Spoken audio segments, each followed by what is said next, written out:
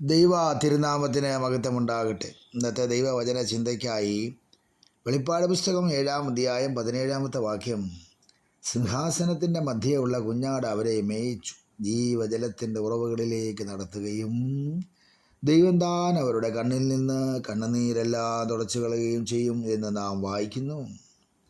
ഈ വാക്യത്തിൻ്റെ സാരാംശം ഇടയനാൽ അറിയപ്പെടുക എന്നതാകുന്നു. പല കാരണങ്ങൾ കൊണ്ടും കണ്ണുനീർ നല്ലതാണ്. അത് നമ്മുടെ വൈകാരിക സമ്മർദ്ദത്തെ തുറന്നുവിടുന്നു. നമ്മുടെ കണ്ണിലേക്ക് ജലാംശം കടത്തിവിടുന്ന കുഴലുകളെ വൃത്തിയാക്കുന്നു. നമ്മുടെ ഹൃദയത്തിൻ്റെ ദുഃഖം അറിയാത്തവരുടെ മുമ്പിൽ നമ്മുടെ ദുഃഖങ്ങളെ പ്രദർശിപ്പിക്കുന്നു. പിന്നെ കരയുന്നവരോട് നമ്മുടെ സഹാനുഭൂതി പ്രകടിപ്പിക്കുന്നു. എന്നാൽ നമ്മുടെ കണ്ണിൽ നിന്ന് കണ്ണുനീരെല്ലാം തുടയ്ക്കുന്ന ദിവസം എത്ര മനോഹരം! അതിൻ്റെ മഹത്വം അത്ഭുതമല്ലേ? അത്ഭുതം മാത്രമല്ല, കണ്ണുനീർ തുടയ്ക്കുന്നത് ഒരു ദിവസത്തേക്കുമല്ല, നിത്യത മുഴുവനാണെന്നുള്ള കാര്യം നാം മറന്നു പോകരുത്. ദൈവത്തിൻ്റെ ഇടയ ശുശ്രൂഷയുടെ ഒരു ഭാഗമാണ് തൻ്റെ ആടുകളുടെ കണ്ണുനീരെല്ലാം തുടയ്ക്കുന്നത്. വെളിപ്പാട് പുസ്തകത്തിൽ പലയിടത്തും ക്രിസ്തുവിനെ കുഞ്ഞാടായിട്ടാണല്ലോ ചിത്രീകരിക്കുന്നത്. നാം കർത്താവിൻ്റെ ആടുകൾ എന്ന നിലയ്ക്ക് കർത്താവിന് നമ്മോടുള്ള ഏറ്റവും അടുത്ത പ്രവൃത്തി നമ്മെ ആശ്വസിപ്പിക്കുന്നതാണ്. ആടുകളെക്കുറിച്ചുള്ള കർത്താവിൻ്റെ അറിവ് ഒരു ഇടയനും ദൈവത്തിൻ്റെ കുഞ്ഞാടും എന്ന കാഴ്ചപ്പാടിലേ ഉള്ളതാണല്ലോ. അപ്പോൾ ദൈവത്തിൻ്റെ ആ സ്നേഹം, ദൈവത്തിൻ്റെ ആ കരുതൽ നമ്മുടെ ജീവിതത്തിൽ ആശ്വാസമായി വെളിപ്പെടുന്നു. എത്രയോ സന്ദർഭത്തിൽ ഈ ആശ്വാസം നാം പ്രാപിച്ചിരിക്കുന്നു.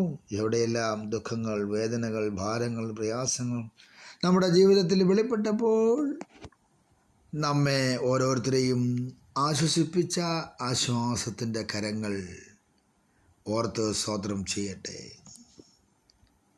ദൈവം നമ്മുടെ ജീവിതത്തിൽ ചെയ്യുന്ന ഉപകാരങ്ങൾക്ക് സ്തോത്രം, ദൈവം ചെയ്യുന്ന നന്മകൾക്ക് സ്തോത്രം. അങ്ങനെയെങ്കിൽ മഹാപീഡനകാലത്ത് രക്തസാക്ഷികളായ വിശ്വാസികളെ സംബന്ധിച്ചുള്ള കാര്യമാണ് വെളിപ്പാട് 7-ാം അധ്യായം 17-ൽ പറയുന്നത് എന്നുള്ള കാര്യം നാം മറന്നു പോകരുത്. ഇതിനാൽ ദൈവസന്നിധിയിൽ ആയിരിക്കൊണ്ട് അവർക്ക് വിശപ്പ്, ദാഹം, സൂര്യൻ്റെ ചൂട്, ക്ഷീണം, കണ്ണുനീർ എന്നിവ ഉണ്ടാകില്ല.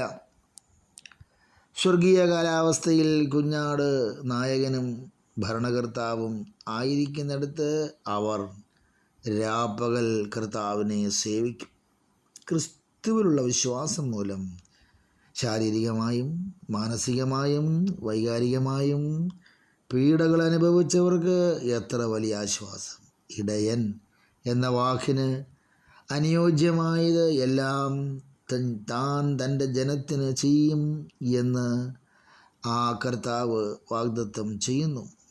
അതത്രേ ഇടയൻ എന്ന വാക്കിൻ്റെ അർത്ഥവ്യാപ്തി. അധികം പേർക്കറിയില്ല ഈ കാര്യം. എന്നാൽ 1-ാം നൂറ്റാണ്ടിൽ വെളിപ്പാട് പുസ്തകം എഴുതിയ കാലത്ത് അതേ ആട് മേയ്ക്കുക എന്നതൊരു ജീവിത വൃത്തിയായിരുന്നല്ലോ. ഓരോ ആടിനെ വളർത്തുന്നതിലും അതിലുള്ള നന്മ അറിയാമായിരുന്നു. സങ്കീർത്തനം 23-ൽ പറയുന്ന പ്രകാരം ഒരാടിൻ്റെ എല്ലാ പരിവർത്തന ഘട്ടങ്ങളും ഒരിടയനറിയാം. ആ 23-ാം സങ്കീർത്തനത്തിൽ തന്നെ പരിപാലിക്കുന്ന ഇടയനെക്കുറിച്ച് ആട് സംസാരിക്കുന്നു.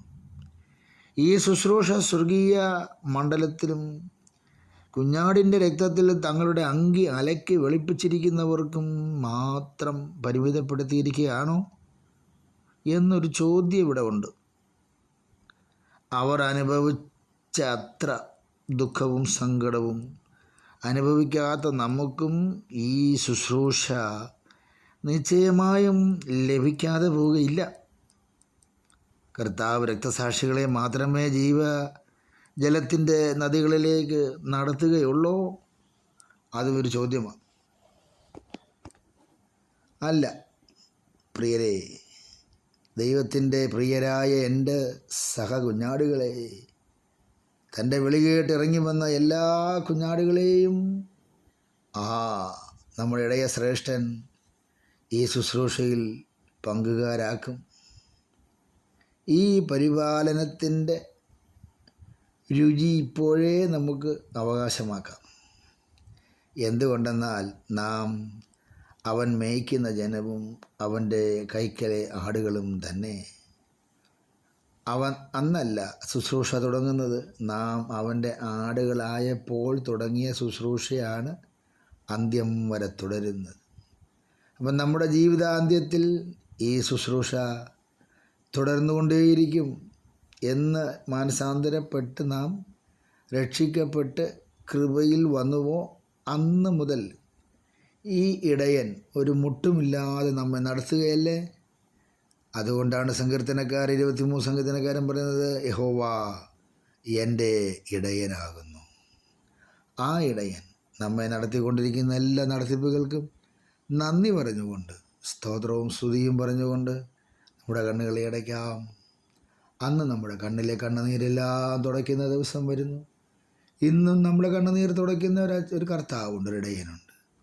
ആടുകളെ നന്നായി അറിയാവുന്ന ഈ ഇടയൻ്റെ കരങ്ങളിൽ സമർപ്പിച്ചുകൊണ്ട് നമുക്ക് പ്രാർത്ഥിക്കാം. പിതാവേ, എൻ്റെ ഇടയനായി കൃതജ്ഞതയുണ്ട്, നന്ദിയുണ്ട്. എൻ്റെ ജീവൻ അവൻ പരിപാലിക്കുന്നതിന് സ്തോത്രം. ഞാനിപ്പോഴും വഴിതെറ്റിപ്പോകാൻ സാധ്യതയുള്ളവനാണെന്ന് സമ്മതിക്കുന്നു. ഞാനെപ്പോഴും അങ്ങയുടെ സന്നിധിയിലായിരിക്കാൻ ആഗ്രഹിക്കുന്നു. ഈ വചനങ്ങളാൽ ഞങ്ങളെ അനുഗ്രഹിക്കണം. യേശുക്രിസ്തുവിൻ നാമത്തിൽ തന്നെ, ആമേൻ.